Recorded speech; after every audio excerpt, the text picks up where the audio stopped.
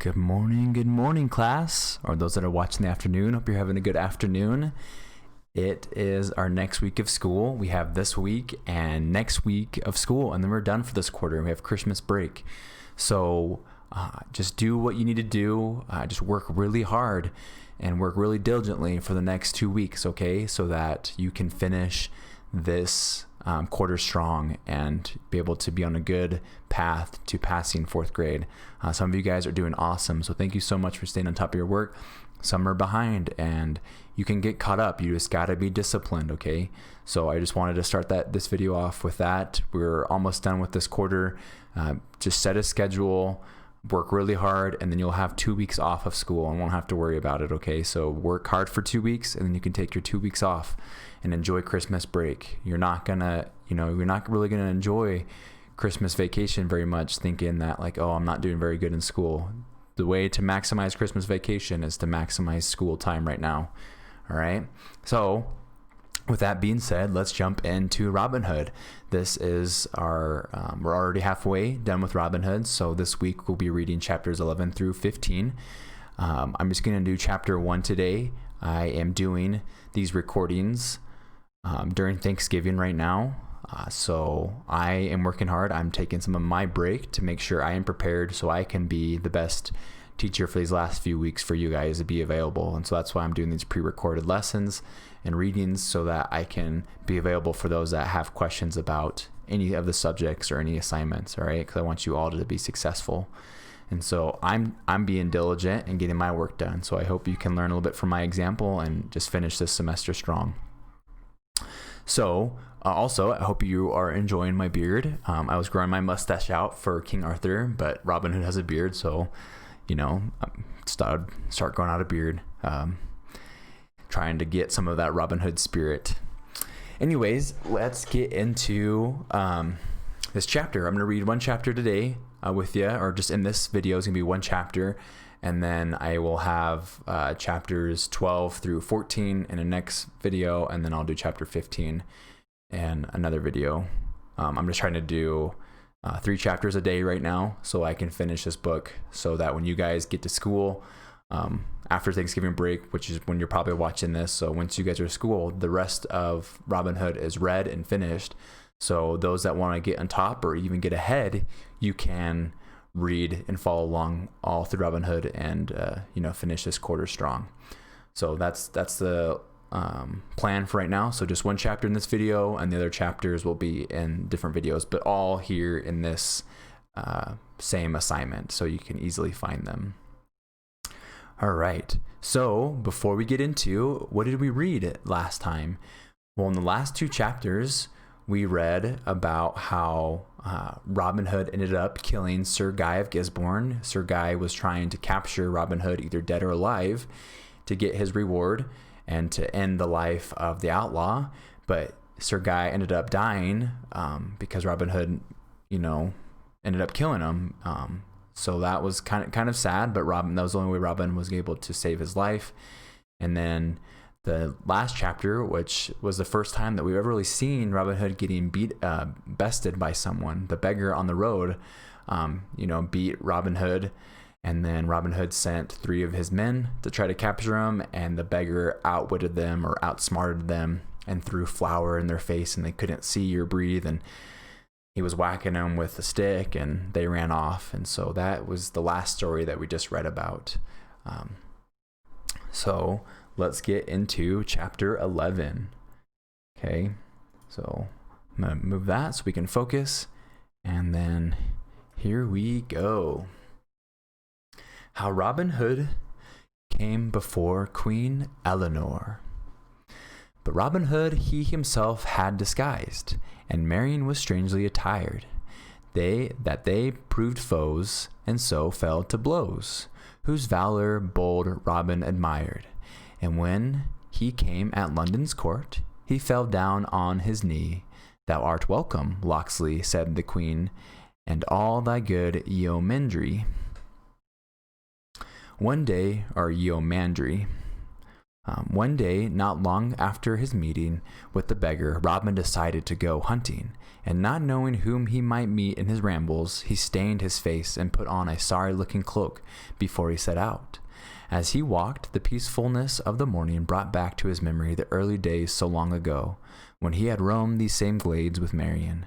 How sweet they seemed to him now, and how far away. Marian, too, would he ever see her again?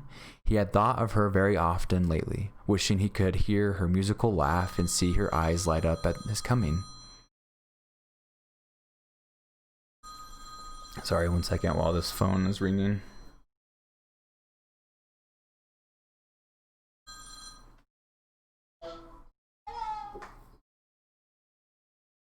Okay, just didn't want any distractions, so thanks for pausing with me. So we were just talking about how Robin Hood has been thinking of Marian lately. So this last paragraph, perhaps the happiness of Allen a Dale and his lady caused Robin's heartstrings to vibrate more strongly, but Robin was certainly not thinking about hunting this bright morning as he walked along, his head drooping in a lovelorn way. Presently a stag entered the glade in full view, grazing peacefully, and instantly Robin's bow was drawn. He had almost let go his arrow when the stag fell suddenly, struck by a shaft from the far side of the glade. Then a handsome little page, and we've learned about a page in history. A page is a youth who is being trained for knighthood by serving a knight. So a handsome little page sprang from the cover and ran towards the dying animal. This was plainly the archer, for he waved his bow above his head, and also bore a sword at his side, though he looked a mere lad. Robin approached from the other side. "How dare you shoot the king's beasts?" he asked severely. "I have as much right to shoot them as the king himself," answered the page. "How dare you question me?" The voice stirred Robin strongly. It seemed to chime into his memories of the old days. He looked at the page sharply, and the page returned the glance, straight and unafraid. "Who are you, lad?" Robin said more politely. "No lad of yours, and my name's my own," answered the page with spirit. "Softly, or we of the forest will have to teach you manners," said Robin. "Not if you stand for the forest," cried the page, whipping out a sword. "Defend yourself." He swung his blade violently, and Robin saw nothing to do but to draw likewise. The page thereupon engaged him quite fiercely, and Robin found that the boy knew many tricks at fencing. Nonetheless, Robin contented himself with parrying and would not use his superior strength upon the lad. So the fight lasted for a quarter of an hour. All right, what's a quarter of an hour? Little math lesson. Sorry, I just want to pause. So a quarter of an hour, 1/4 of an hour. If an hour is 60 minutes, what is 1/4 of an hour? Those that said 15, good job. So they fought for 15 minutes. At the end of which time the page was exhausted, and hot blood flushed to his cheeks. The outlaw saw his distress, and to end the fight allowed himself to be pricked slightly on the wrist. "Are you satisfied, fellow?" asked the page, wincing a little at the sight of blood. "Aye, honestly," replied Robin, "and now, perhaps, you will grant me the honor of knowing to whom I owe this scratch." "I am Richard Partington, page to her Majesty Queen Eleanor," answered the lad with dignity, and again the sound of his voice troubled Robin sorely. Why do come you to Sherwood alone, Master Partington?" The lad considered his answer while wiping his sword with a small lace handkerchief. The action brought a dim, confused memory to Robin. The lad finally looked him again in the eye. "I seek Robin Hood, the outlaw, to whom I bring amnesty from the Queen." And amnesty is a pardon and forgiveness, so the page is trying to bring forgiveness from the Queen. "Can you tell me of him?" And while waiting for his answer, he placed the handkerchief in his shirt.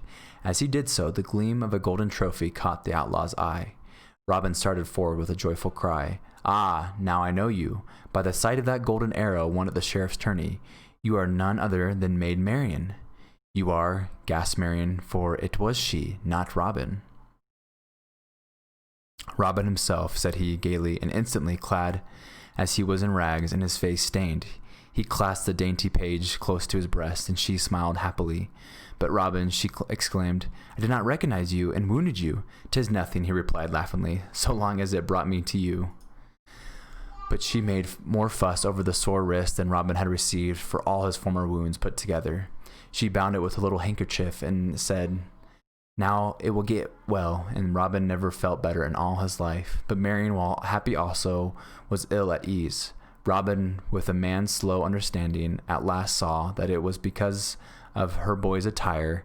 He smilingly handed her his tattered long coat, which she blushingly put on, and recovered her spirits directly. Then they began to talk of each other's fortunes and the many things that had parted them, and so much did they find to tell that the sun sank well into the afternoon before they realized hours had passed. "I am a sorry host," exclaimed Robin, springing to his feet.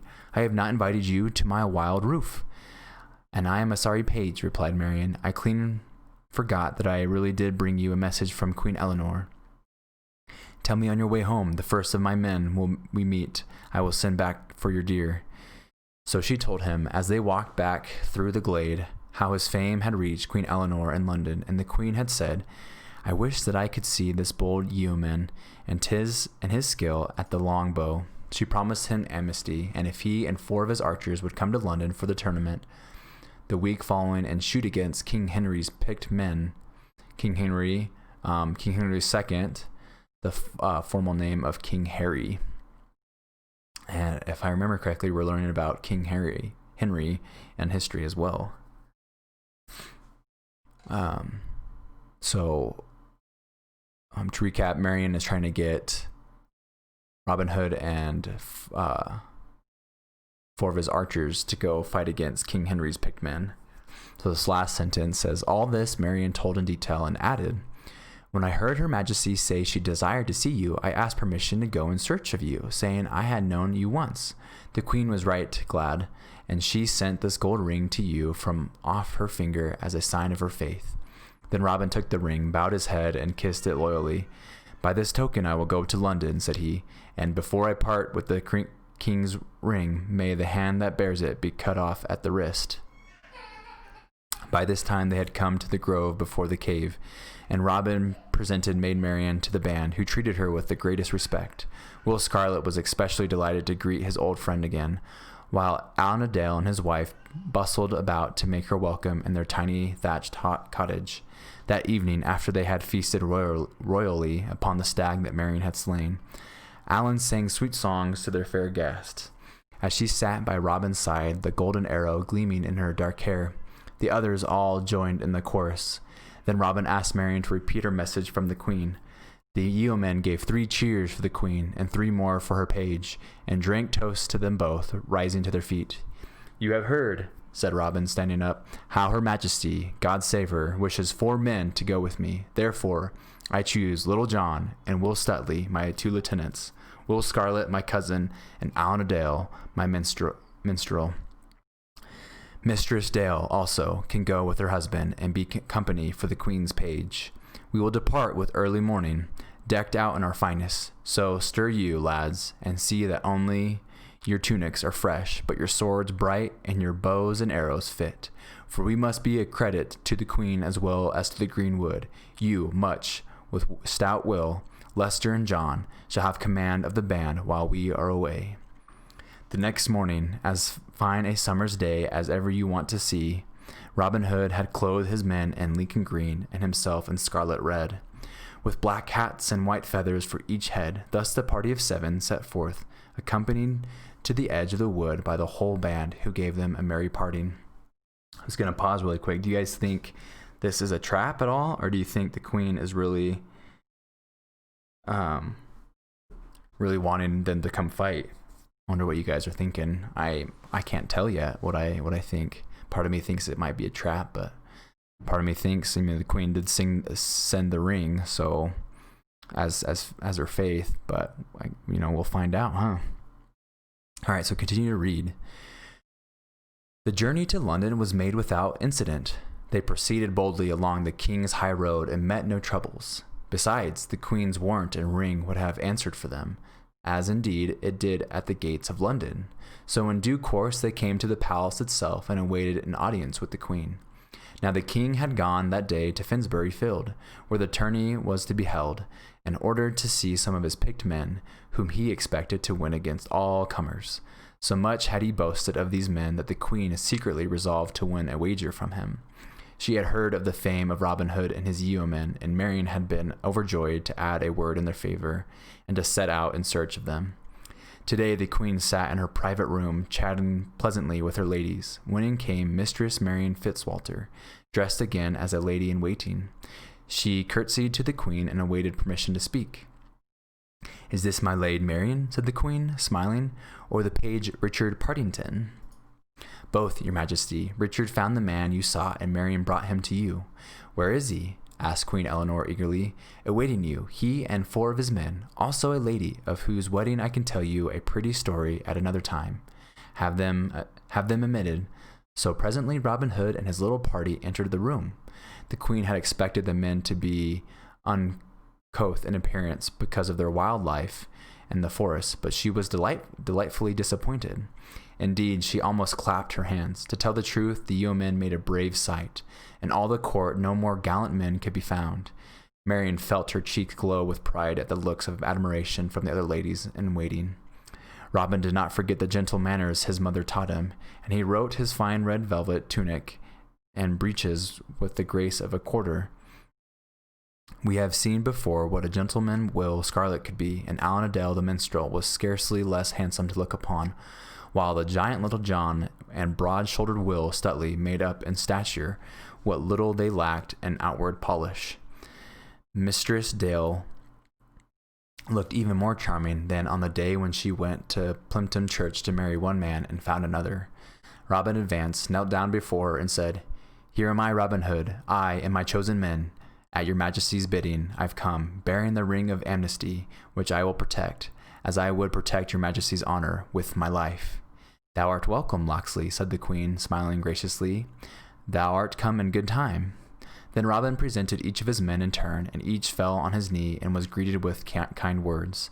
The queen kissed Mistress Dale on the cheek and asked her to remain in the palace with her ladies while she was in the city. Fine wines were brought, and cake and rich food for their refreshment. As they ate and drank, the queen told them about the tournament to be held at Finsbury Field, and how she desired them to wear her colors and shoot for her. Meantime, she said, they were to stay quiet and out of sight. To all this Robin and his men pledged themselves. Then, at the queen's request, they told her and her ladies some of their adventures. The listeners were greatly entertained and laughed often. Then Marian, who had heard of the wedding at Plympton Church, told the story so humorously that tears stood in the queen's eyes. "My Lord Bishop of Hereford," she said, "it was indeed a comical business for him. I shall keep that to twit him, I promise you.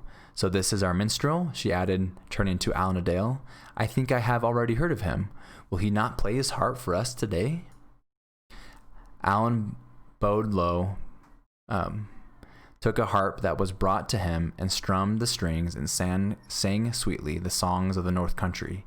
And the queen and all her ladies listened in silence till all the songs were ended. Okay, well, so far it doesn't seem like it is a trap. But we shall see what happens at the tournament, at King Harry's tournament. So that's going to be our chapter for today. I'm just reading 3 chapters a day and recording them, and we'll upload them. So the other chapters will be uploaded. As you're watching this or seeing this, they're already uploaded and ready for you to listen and follow along. The goal is to read just a chapter a day, those that are on track, and that will help you finish on time and on track. But those that are behind, you might have to do 2 to 3, maybe even 4 chapters to get caught up, okay? So we only have a few more weeks. We only have this week and next week before the end of this quarter. So like I was saying before, and maybe I think this video and the video before, you just got to set a schedule and you got to be disciplined. You can't get caught up in playing games or watching videos. You need to stay on top of your work so that you can finish this quarter strong and be on track to finish 4th grade strong and be ready for 5th grade. I am doing, like I've said before, I'm doing these recording lessons. So those that need help, you can reach out to me and I'll have time to help you with whatever subject it is. Most people are talking to me about math. That is, I can tell, a little more difficult to learn online, but I am here for you guys to help you with math or any subject, okay? So be disciplined, set a schedule, stick to it, and let's finish this quarter strong, okay? And I will see you guys in the next video. See ya.